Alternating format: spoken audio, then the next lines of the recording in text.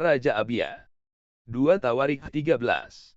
Dalam tahun ke-18 zaman Raja Yerobeam menjadi rajalah Abia atas Yehuda. 3 tahun lamanya ia memerintah di Yerusalem. Nama ibunya ialah Mihaya, putri Uriel dari Gibea. Dan ada perang antara Abia dan Yerobeam. Abia memulai perang dengan pasukan pahlawan-pahlawan perang, yang jumlahnya 400.000 orang pilihan, sedangkan Yerobeam mengatur barisan perangnya melawan dia dengan 800.000 orang pilihan, pahlawan-pahlawan yang gagah perkasa. Lalu Abia berdiri di atas gunung Zemaraim, yang termasuk pegunungan Efraim, dan berkata, "Dengarlah kepadaku, Yerobeam dan seluruh Israel. Tidakkah kamu tahu, bahwa YHWH Tuhan Israel telah memberikan kuasa kerajaan atas Israel kepada Daud, dan putra-putranya untuk selama-lamanya dengan suatu perjanjian garam. Tetapi Yerobeam putra Nebat, hamba Salomo putra Daud, telah bangkit memberontak melawan tuannya.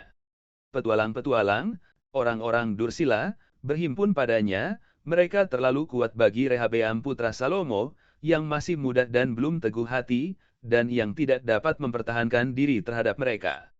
Tentu kamu menyangka, bahwa kamu dapat mempertahankan diri terhadap kerajaan YHWH, yang dipegang keturunan Daud, karena jumlah kamu besar dan karena pada kamu ada anak lembu emas yang dibuat Yerobeam untuk kamu menjadi dewa.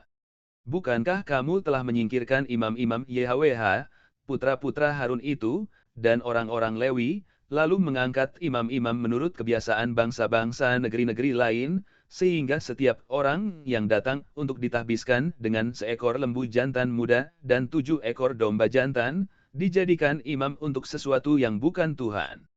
Tetapi kami ini, YHWH lah Tuhan kami, dan kami tidak meninggalkannya.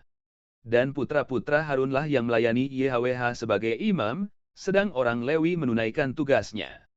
Yakni setiap pagi dan setiap petang mereka membakar bagi YHWH kurban bakaran dan ukupan dari wangi-wangian, menyusun roti sajian di atas meja yang tahir, dan mengatur kandil emas dengan pelita-pelitanya untuk dinyalakan setiap petang, karena kamilah yang memelihara kewajiban kami terhadap YHWH, Tuhan kami, tetapi kamulah yang meninggalkannya.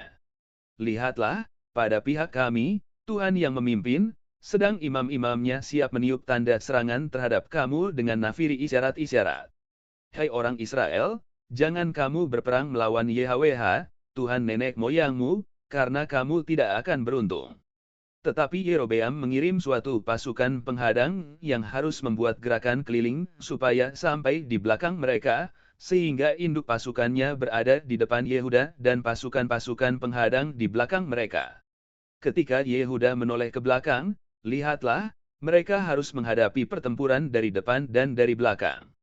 Mereka berteriak kepada YHWH, sedang para imam meniup nafiri. Dan orang-orang Yehuda memekikkan pekik perang. Pada saat orang-orang Yehuda itu memekikkan pekik perang, Tuhan memukul kalah Yerobeam dan segenap orang Israel oleh Abia dan Yehuda. Orang Israel lari dari depan Yehuda, tetapi Tuhan menyerahkan mereka ke dalam tangan Yehuda. Abia dengan laskarnya mendatangkan kekalahan yang besar kepada mereka. Dari orang Israel mati terbunuh 500.000 orang pilihan. Demikianlah orang Israel ditundukkan pada waktu itu, sedang orang Yehuda menjadi kokoh, karena mereka mengandalkan diri kepada YHWH, Tuhan nenek moyang mereka.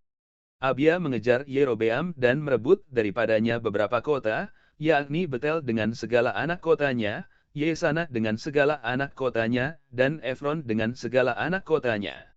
Tak pernah lagi Yerobeam mendapat kekuatan di zaman Abia. YHWH memukul dia, sehingga ia mati. Abia menunjukkan dirinya kuat.